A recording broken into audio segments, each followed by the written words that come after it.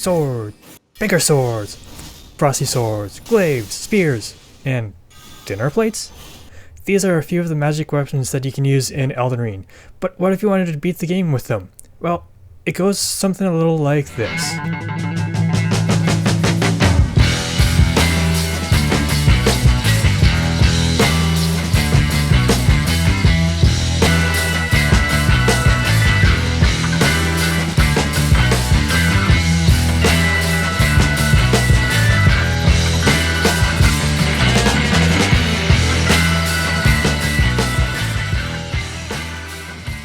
Now, I know what you're thinking. Plateau Peak has already done a run like this, but he missed out on a lot of faith-based weapons and faith-based accessories, and I wanted to showcase these summoned weapons. And I really wanted to cosplay as Xena, Warrior Princess. If you remember watching that as a child, I recommend you take some pain meds for that back pain of yours. With all that out of the way, let us begin. We shockingly don't start as an astrologer, but go for the wretch. The reason is simple. I wanted to use the dinner plate as my first summoned weapon. Why, you might ask? Well, it's Xena's Chakram, whom I'm basing this character off of. A huge thanks to Sinashi for the character sliders. Link, as always, in the description. The Chakram is all the way in Altus Plateau, sold by Dirk Gently, once he meets up with Gold Mask, and requires 13 in both Int and Faith. Conveniently, I start with 10 in both, and Marika's Scar Seal improves both by 3. Look guys, I'm learning. The Scar Seal is hidden behind a very sleepy dragon, and then I rode all the way to Altus, which required so much riding. So much riding. Along the way to Altus Plateau, I collect some loose change, I scroll for some learning, and both halves of the Dactus Medallion. While in Altus, I preemptively found Gold Mask, his mask for an extra 10% of damage to the Chakram before heading back to the Round Table Hold. Then I talked to Korn, and again, and finally buy the Discus. 11,000? If Miro sold it, it would be half as much. I guess he is a true man of the cloth. Glad I was picking up those loose runes. 2 of the last things from my initial build. The Golden Order Seal for an extra 10% damage to the Discus, and the first Smithing Bell Bearing. With that, it is now time to face Margit, which went a little like this.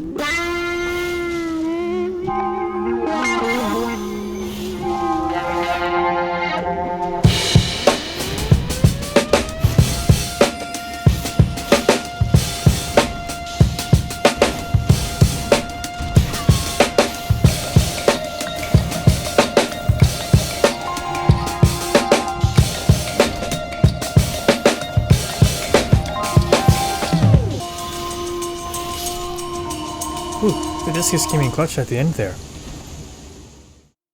Since there's nothing here for this build, I quickly run through Stonevale Castle via the danger path, which is very dangerous today as I die to a ballista shooting me out of midair. Whoever is on that ballista deserves a raise. I should talk to the head of the castle. I am the lord of all that is golden. Yeah, I don't think he's given them a raise. Godric is a pathetic boss, both to fight, and as a leader, all I needed to do was throw a few Chakrams at him, and slowly walk forward, sometimes slowly to the right, as he tried to impress me with his hops. He died as pathetically as he lived. I am the lord of all that is golden. That random Lanedale Knight bowls me for a bit, before kindly giving me the Dragon Called Prayer Book. Now I can go buy a Lightning Spear. Right after I kill this dragon. Now I use the runes to buy. I run through the academy and trade with the wolf to get enough runes to buy. Run even further into the academy to get the spare Glenstone key for Tops. Hand it to him. Solve the puzzle at the converted Fringe Tower. Grab the Gavel of Haima, a summoned weapon I used once, before finally buying Lightning Spear. I swear, I get too easily distracted in this game. As for Renala, because the Discus can hit multiple times, I was able to 2-cycle her first phase, only to almost immediately die because I forgot to hit the dodge button. Great. The successful attempt went the same way as other range builds, lots of running around and screaming, waiting for an opening in the bullet hell that is Renala. My first attempt did see an interesting interaction with the Singing Students. For some reason, I needed to break the concentration of 4 of them. It could be that the discus I used on the first student didn't break their concentration, but they did die, so I don't know what happened. The next rune bearer I wanted to go after was Radon, as Rykard would be a slog. But I'm slightly scared of him, given that my stats were spread thinner than the consecrated snowfield, and I wanted at least 30 points into vigor. Plus, there were 3 more summoned weapons that I could grab. The first was Carrying Piercer in Carrier Manor. This summoned weapon would eventually prove to be very effective at fighting NPCs. Laura's Great Bull was the second. I wanted this as it has one of the longest ranges of any spell, but this would turn out to be not useful as the discus's range is only slightly shorter and has a faster cast. The last was Lanciax's Glaive, a summoned weapon that's all flash and little substance. It does prove to be useful on a few occasions. With the new weapons and 30 vigor, I felt relatively confident to face off against Radon. Since at the time I thought the Great Bull had great range, I gave it a try. Yeah, its cast and feed wasn't very good. For my next attempt, I primarily used the discus, because as discussed before, the range was controlled but has a faster cast. Even still, I had to be careful as I decided to stay on Epona and can only cast if he was facing Radon. This meant that the only relative safe times to cast were when he did his 7-head combo or overhead slam. Even with all of this, I saw his meteor phase. Twice. Okay, let's sneak up on him and try this gavel. Well, that was underwhelming. Let's try the slicer. Well, that was also underwhelming. The discus, by comparison, was doing 219 per hit, with a chance to hit twice. With that information, I decided to go on a montage to upgrade the staff.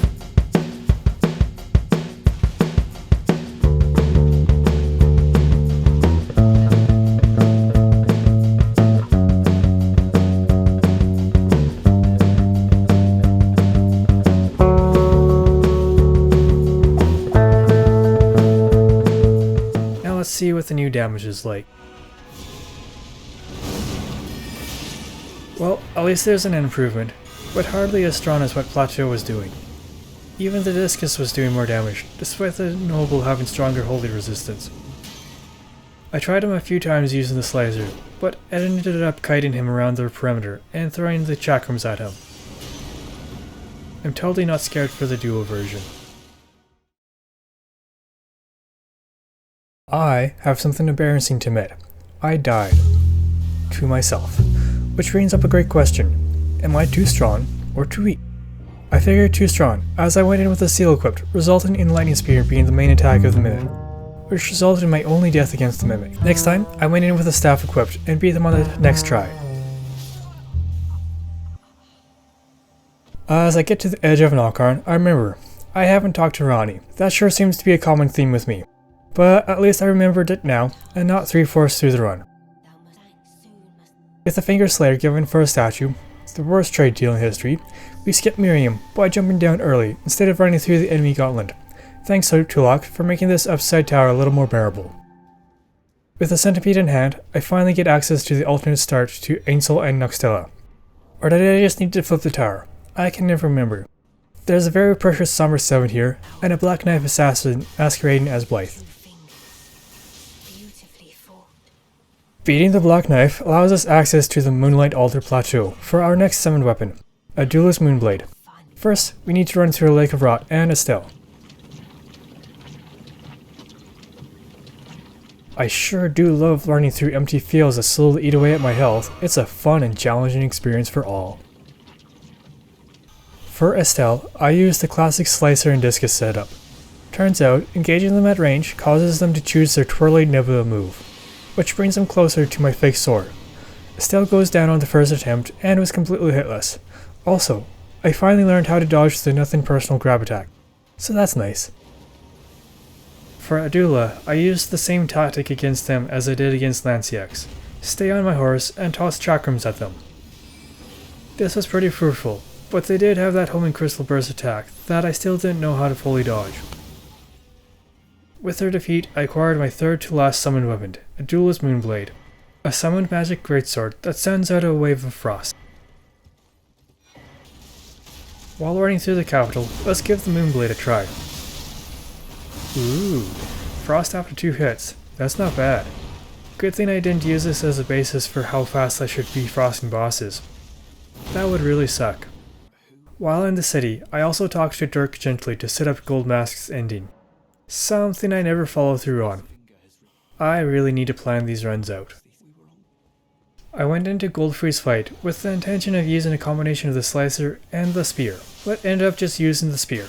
This is because the Shade doesn't know how to deal with a ranged opponent, and would just lure walk towards me. Also, what hit me? Does this foot have a hitbox? That'd be weird if it did. Morgott was another boss that actually gave me trouble, as he actually knows how to deal with a ranged opponent. I initially went in with the Moonblade to try and frost him, but my impatience got the better of me, as I only cast it twice. As the fight drew on, and my resources dwindled, I switched to hurling Lightning Spears at him, because Lightning Spear, as we'll soon see, was the real MVP of this run.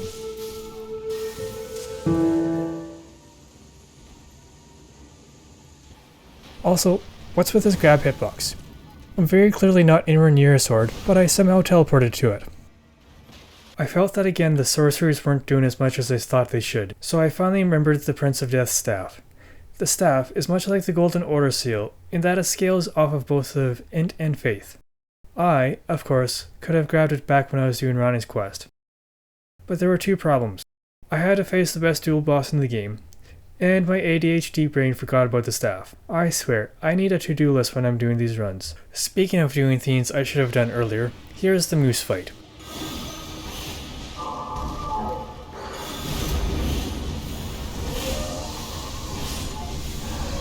Yeah, I might be slightly overpowered for this fight. Speaking of being overpowered, they fell on the first attempt. After some horse parkour, I finally grabbed my primary staff and upgraded it to plus 20. A spell boost of 215? That's much better. It's no Golden Order seal, which is at 288, but it's certainly better. Let's give it a try against Fia's champions. Fia's champs were a bit of a pain. The first was easy, dying to 3 lightning spears. Sorcerer Ragier got to see firsthand the power of the Piercer. The other 3...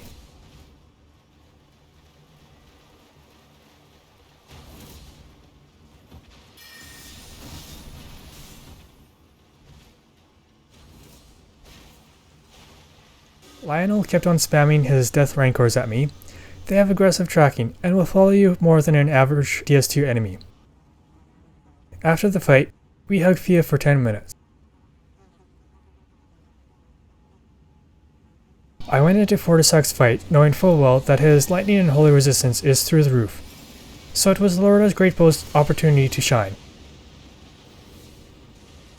Since Fortisak shares the same weakness with his sister, not knowing how to deal with a ranged opponent, he goes down on the first try.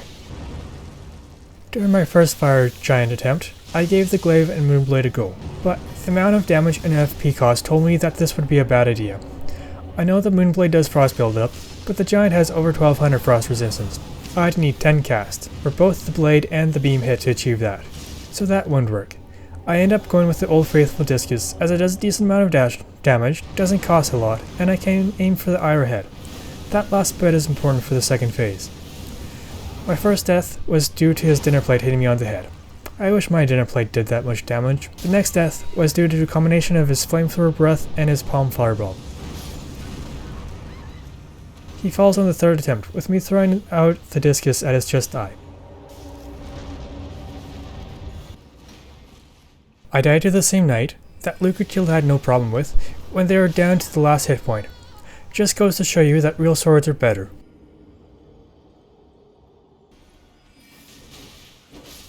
By Gwyn, they sucked this time around. If it wasn't the rollout hitting me twice in a row when I couldn't do anything, it was the other that was off screen choosing an attack during the middle of my attack animation. It wasn't fun.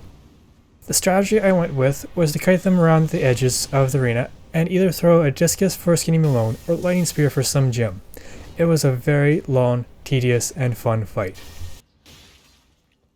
Cena expertly makes a swag jump, and the bird run goes well until I meet the great sword wielding beastman.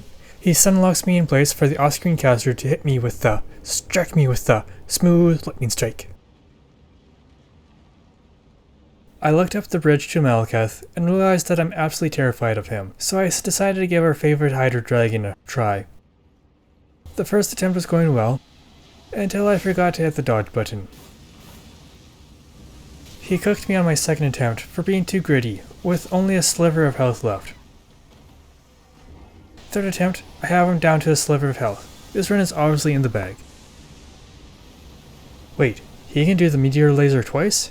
I thought he could only do it once. Today I learned. At this point, I was devastated. So devastated that I missed a dodge when he was coming in like a wrecking ball. But I finally regained my composure, and the final fight went a little like this.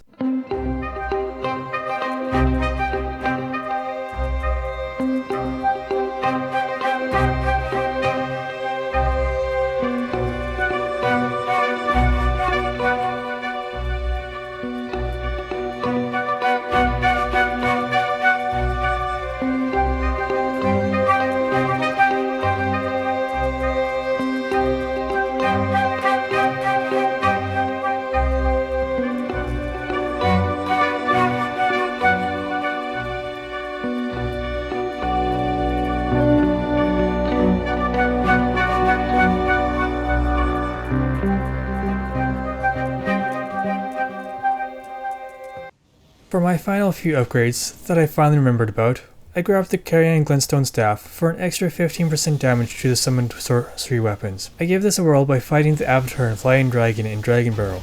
The damage increase is noticeable.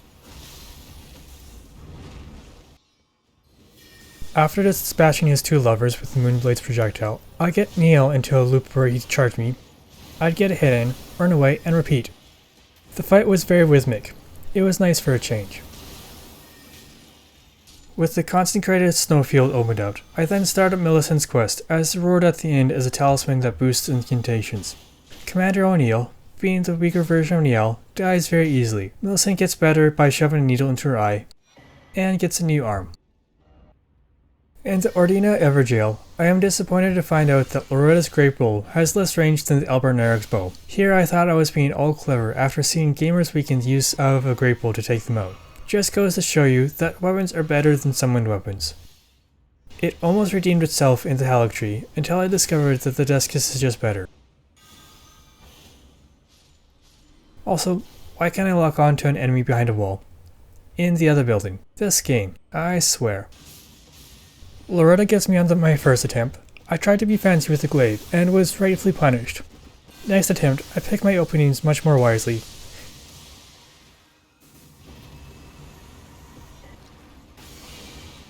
The second most dreaded part of Millicent's quest was up next, beating that random alt-ready true spirit.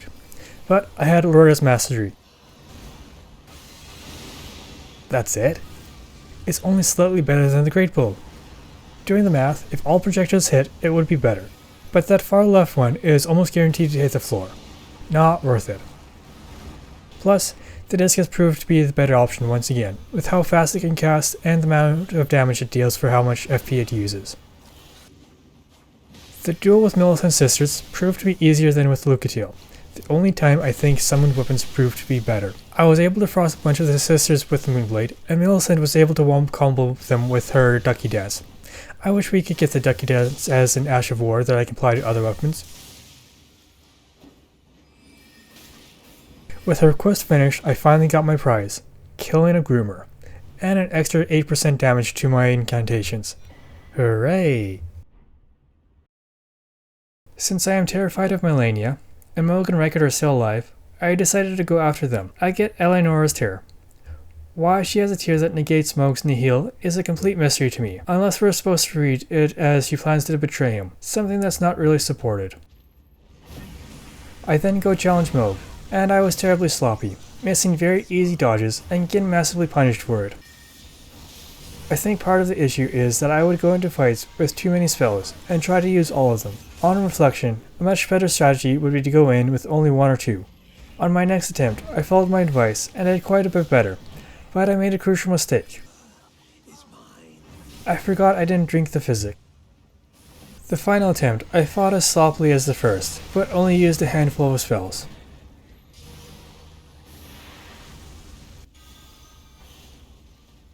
For the second phase, I just ran away screaming and throwing the discus. It was very anticlimactic. The final fight looked a little like this.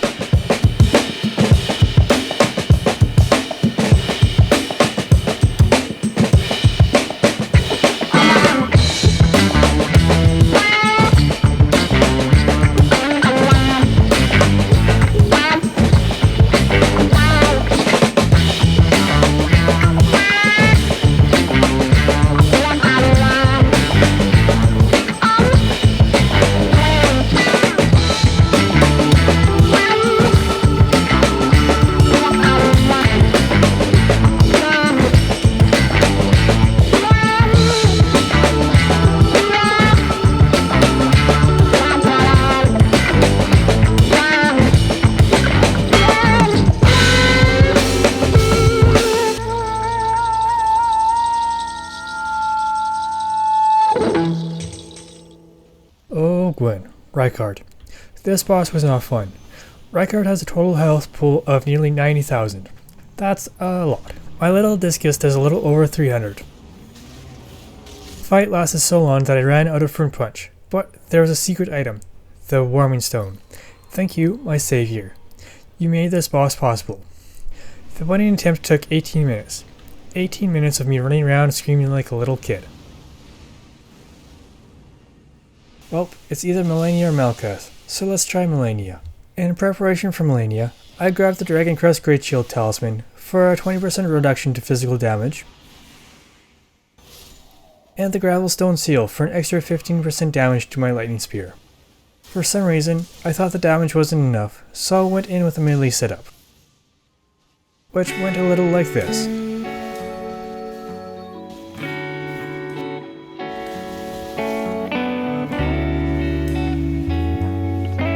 Yeah, I'm going to let this one simmer for a bit.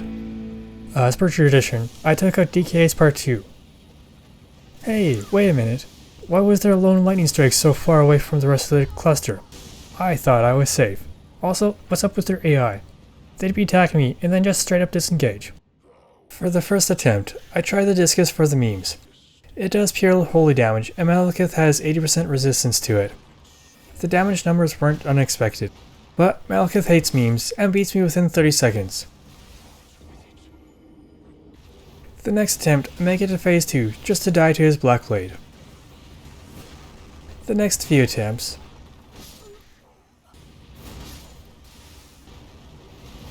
that's when I remembered something. Ah, my guiding lightning spear. You were at my side the entire time. It turns out this was the way, and making sure to hit record. Can you tell that I was really frustrated with this boss? With Malekith's remembrance, I can acquire the final summon weapon, Black Blade, an incantation that sends out a beam of dust and death, sapping 10% of an enemy's health bar in a single attack. Gideon, despite being the all-spamming, has one weakness, walking up to him and pressing the attack button. It was such a hard fight. The great former Elden Lord proved to be of little challenge against my old faithful lightning spear. I did try to get fancy in the second phase with Lanciex's glaive, but both times he kicked me out of it. Quite literally.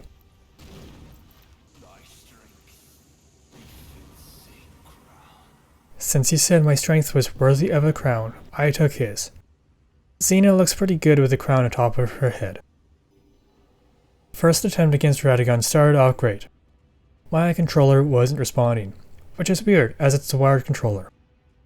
Seriously, I even did the most heinous thing possible. I switched to the mouse and keyboard. I know. A sin of the highest order for this game. But I was desperate. Even then that didn't work. I sinned for nothing and God put me in my place. The next few attempts...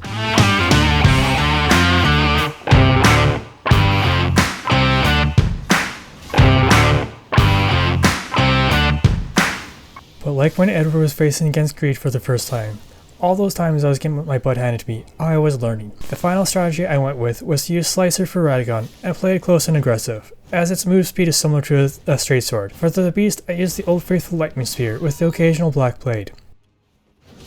The fight went a little like this.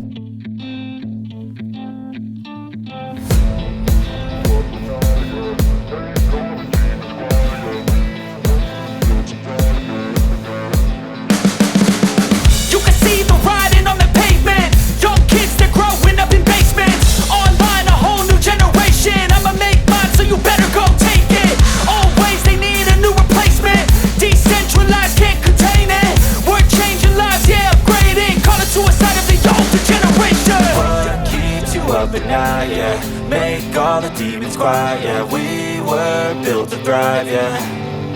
I think that we've all had enough. What keeps you up at night, yeah. Make all the demons quiet, yeah. We were built to thrive, yeah. I think that we've all had enough. Yeah, I think that we've all had enough. With that, you can beat Elden Ring with only summoned weapons. Again. But wait, there's more. There's still Melania. With Melania, since you seem to be uncooperative with the more melee approach, I went with the Guiding Lightning Spear. The first try I saw a second phase, something that I didn't see on the first few attempts. I was a little worried about the damage. She has a base amount of 33,251 hit points, assuming that you hitless the fight. With 775 damage in the water and 705 out, I would need 5 full mana bars to beat her. To tip the odds ever in my favor, I went and grabbed the Lightning Scorpion Charm for an extra 12%, boosting my damage to 868 and 789 respectively. The winning attempt involved a lot of running away and casting lightning spears in her direction. The successful attempt went a little like this. Swagger down the street with your red lips and funky beat. You better hold your head up to the sky. I'm gonna roll with you till the day I die.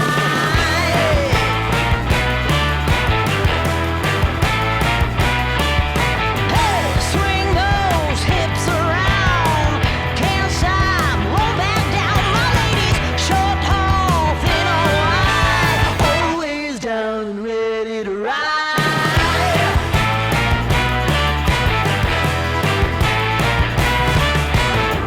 One by one, billion by billion, been holding up half the sky. Raise your hand if you're ready and willing, if you know it's time. Time for a girl on time. Time. Extraordinary. The mark of a true lord. Thanks again for watching this run through Elden Ring. Like and subscribe for more of this content. It really helps the channel out. As always, I'm rooting for you. We're all in this together. Of fracture.